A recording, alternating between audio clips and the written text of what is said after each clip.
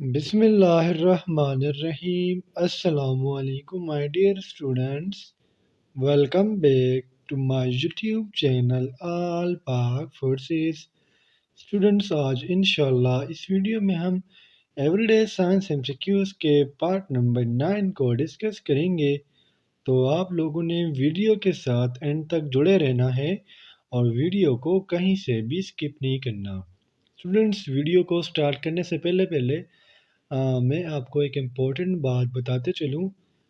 देखिए स्टूडेंट्स, आपको जब भी एक काम मिले, चाहे वो कॉलेज का हो, स्कूल का हो या फिर घर का हो, तो आप वो काम उसी टाइम पे किया करें, ठीक है?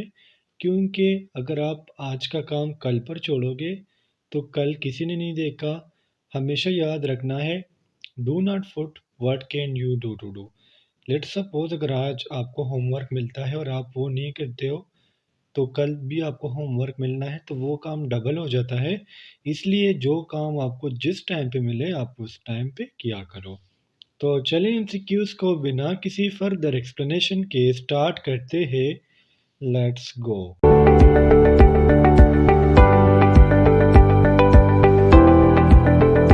हमारा फर्स्ट एमसीक्यूज है, the carbon dioxide in the atmosphere by volume is. Students, इस एमसीक्यूज का सिंपली मतलब ये है कि एटमॉस्फेयर में कार्बन डाइऑक्साइड का वॉल्यूम मतलब हुजम कितना है। तो स्टूडेंट्स, एटमॉस्फेयर में जो टोटल वॉल्यूम है कार्बन डाइऑक्साइड का, वो है 0.039%।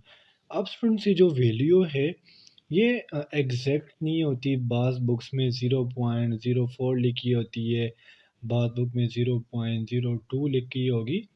तो जो वैल्यू आपके बुक में लिखी होगी आपने वो फॉलो करनी है। अब स्टूडेंट्स, मैं आपको कार्बन डाइऑक्साइड के बारे में थोड़ी सी इन्फॉर्मेशन देते चलूँ।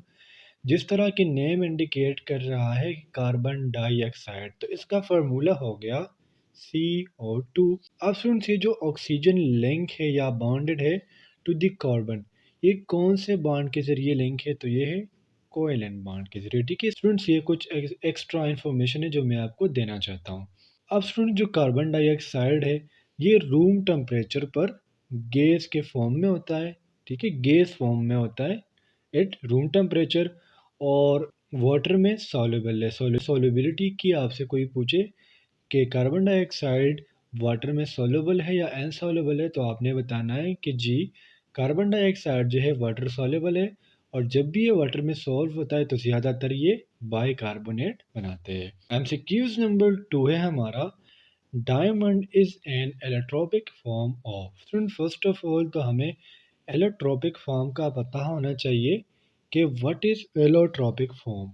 तो स्टूडेंट्स, एलोट्रोपिक फॉर्म एक ऐसा फॉर्म है जिसमें एक element more than one form में एग्जिस्ट करे सेम फिजिकल स्टेट पे। तो ऐसे फिनोमेना को हम कहते हैं एलोट्रोपिज्म या एलोट्रोपी, और ये जो कंडीशन है इसको हम कहते हैं एलोट्रोप्स। अब स्टूडेंट्स, ये जो डायमंड है ये कार्बन का एलोट्रोप है, यानी option C is the correct here. Students, इसके अलावा कार्बन के एलोट्रोप्स और भी है, जिस तरह के ग्रेफाइट हो गया या कोल।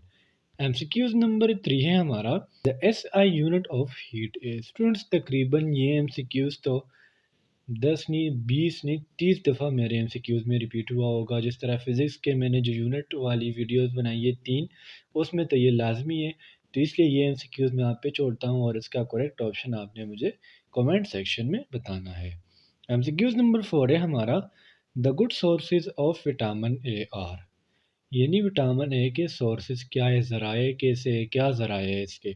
तो उन सोर्सेज से पहले पहले हमें विटामिन ए के बारे में थोड़ा सा इन्फो होना चाहिए कि विटामिन ए है क्या। स्टूडेंट, फर्स्ट ऑफ ऑल इसकी आ जाती है सॉल्युबिलिटी।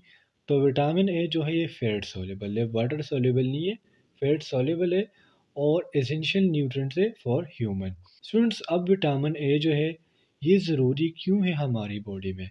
तो फर्स्ट ऑफ ऑल ये एम्ब्रियो के डेवलपमेंट और ग्रोथ के लिए, ठीक है, और मेंटेनेंस ऑफ इम्यून सिस्टम के लिए बहुत ज़्यादा ज़रूरी है। और स्टूडेंट, इसमें जो सबसे ज़्यादा मेन चीज़ है विटामिन ए, वो है विजन के लिए, नज़र के लिए। स्टूडेंट, जब भी आपकी बॉडी में विटामिन ए की कमी आती है तो आपको नाइट ब्लाइंडनेस होती है। जितने भी बंदे हैं जिनको रात में नज़र नहीं आता। रात में तो वैसे सबको नज़र नहीं आता, मेरा मुराद अंधेरा नहीं है, मतलब लाइट में भी आप लोगों को नज़र ना आए, तो इसका मतलब है नाइट ब्लाइंडनेस, और ये विटामिन ए की डिफिशियंसी की वजह से होती है। अब ये जो विटामिन ए, इसके गुड सोर्स जो है स्टूडेंट्स, ये ग्रीन लीफी वेजिटेबल्स है, गोभी वगैरह, शिमला मिर्च, ठीक है, इस सब में सबसे ज़्यादा विटामिन ए होता है।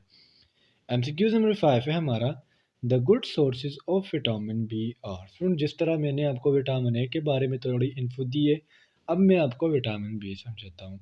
सो विटामिन बी को हम विटामिन बी कॉम्प्लेक्स भी कहते हैं, ये आपने याद रखना है। और जो मेन डिफरेंस है विटामिन ए का और विटामिन बी का, वो है सोलेबिलिटी का। विटामिन ए जो है फैट सोलेबल है, जबकि विटामिन बी जो है ये वाटर सोलेबल है। जिस तरह मैंने कहा, हम इसको विटामिन बी कॉम्प्लेक्स भी कहते हैं। स्टूडेंट, इसका जो इम्पोर्टेंट रोल है ये आपने याद रखना है। जिस तरह विटामिन ए का जो इम्पोर्टेंट रोल है वो है विजन में, तो विटामिन बी का जो इम्पोर्टेंट रोल है वो है रेड ब्लड सेल फॉर्मेशन में। तो हम इसको विटामिन बी कॉम्प्लेक्स क्यों कहते हैं? क्योंकि स्टूडेंट इसमें 8 टाइप्स और है, जिसकी वजह से हम इसको विटामिन बी कॉम्प्लेक्स कहते हैं। वो टाइप्स कौन कौन से हैं? Vitamin B one, vitamin B two, vitamin B three, vitamin B five, vitamin B six, B seven, B nine and B 12। तो स्टूडेंट्स, बेसिकली इस 8 टाइप्स की वजह से हम विटामिन बी को विटामिन बी कॉम्प्लेक्स भी कहते हैं। और स्टूडेंट्स, आपको एक बात याद होनी चाहिए कि विटामिन बी जो है ये स्टोर नहीं होता, एट द टाइम ये यूज़ होता है। और स्टूडेंट्स, विटामिन बी का जो बेस्ट सोर्स है वो है सीड्स, यानी option D is the correct hair.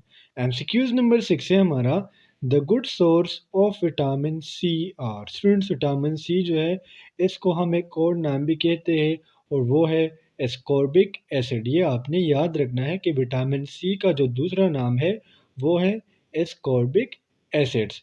अब स्टूडेंट्स, ये भी वाटर सॉल्युबल है, विटामिन बी और सी ये दोनों वाटर सॉल्युबल है।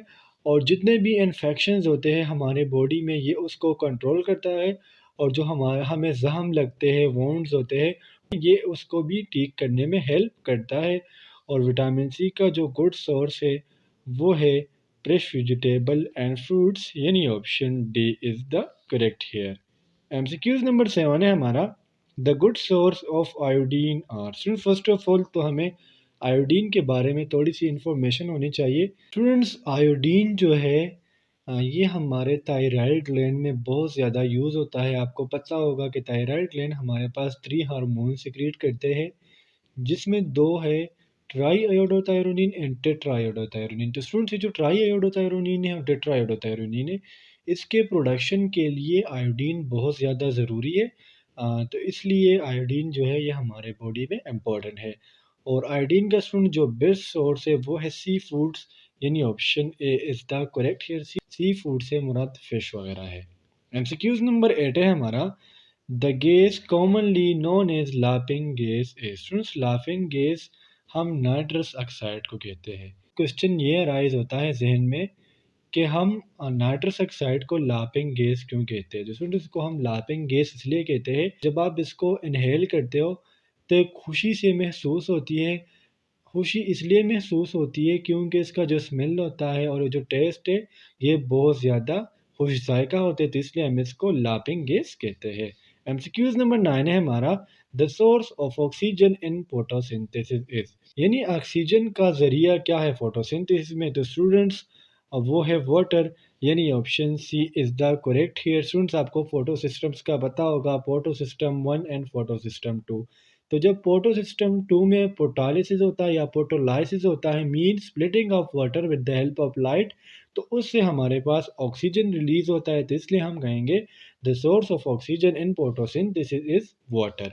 एमसीक्यूज नंबर 10 है हमारा, instrument use to measure wind speed is. Students, wind कहते हैं हवा को, यानी हवा की स्पीड को मैयर के लिए कौन सा इंस्ट्रूमेंट यूज़ होता है? तो स्टूडेंट्स, उस इंस्ट्रूमेंट का नाम है एनेमोमीटर, यानी option A is the correct here. तो स्टूडेंट्स, ये थे आज के हमारे एवरीडे साइंस के एमसीक्यूज़। उम्मीद करता हूँ आपको इन एमसीक्यूज़ की समझ आ गई होगी। और अगर फिर भी आप लोगों को कोई कन्फ्यूजन हो, कोई डाउट हो, तो आप मुझसे कमेंट सेक्शन में पूछ सकते हो। इंशाल्लाह अगले वीडियो में मिलते हैं, तब तक के लिए मुझे इजाज़त दीजिए। मुझे अपने दुआ में याद रखिए। अल्लाह हाफिज़।